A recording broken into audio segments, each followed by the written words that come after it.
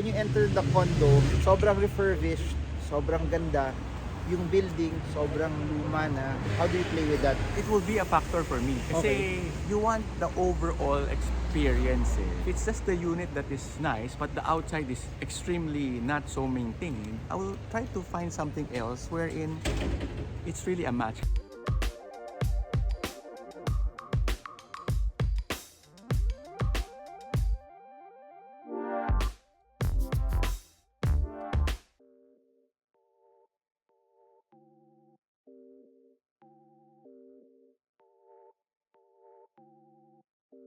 Hey Carl, so if you are like a buyer of a house, before you step in to condo or a house that you want to purchase, not for rental but something that you would want to buy, what are the things that you're looking for? What are the questions also that you'll ask from the person that showed it to you? Muy bien, senyor. Nakakalimutan natin minsan yung facet that property is not just for investment purpose. There's an end-use angle to buying property. And sometimes we forget the end-use angle. Okay, if you're an end user, you start outside the property, which is the neighborhood. That is very important, especially if you have a child. You want to make sure that neighborhood is conducive for your child to go out. Diba? For example, kami ni Marvin, we're going around neighborhoods. Personally, I want to avoid the touristy neighborhoods kasi it will be too busy for your daughter to be able to walk around safely. And then number two, you also want to consider community. Is there some kind of an expat Asian community market? So at least you can make friends faster. Can you also relate this to people in the Philippines that are planning to also buy their first house also? Oh yeah, for Philippines, definitely the schools for your child. Okay. I think personally, I would anchor it on the family first. And kahit ako na as the daddy would travel, basta my family is closer to what they need to do. The whole life. Sometimes you always think about money, profit. But there's this life where in your gym, your community, your church, do you have access to fresh market? Diba? Siyempre, hindi man pwede, Marvin, puro grab lang sa food farm lang. Diba? And of course, if you're overseas, diba, yung public transport, that's very critical, no? Okay. So far, maybe in the Philippines, I don't see much man middle market taking the MRT. And in the Philippines, it doesn't work the same as abroad kasi you have to climb up, you have to fall in line. Medyo iba talaga yung quality niya. If it's not the public transport, it's accessibility to major roads. Do you count that as part of it or not so much pag may kotse ka? Okay, I think it can be a criteria para mag-overall, but that's secondary for me. Kasi ideally, you wanna aim 50% of your activity super nearby. Kung kaya mo na it's just walking, then that will be ideal, di ba? So that will be priority. You don't want kasi a strategy wherein kotse lahat automotive lahat. It's gonna be too costly.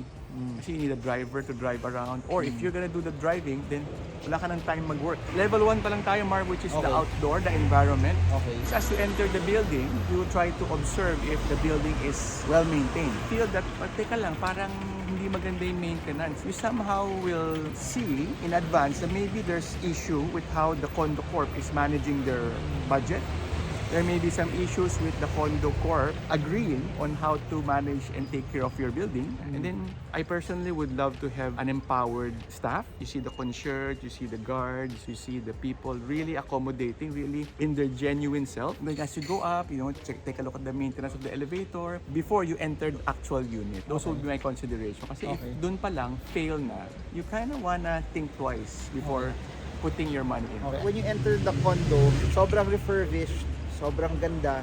Yung building, sobrang luma na. How do you play with that? It will be a factor for me. Kasi you want the overall experience. If it's just the unit that is nice, but the outside is extremely not so maintained, I will try to find something else wherein it's really a match. Kasi dito na papasok yung from an investment point of view.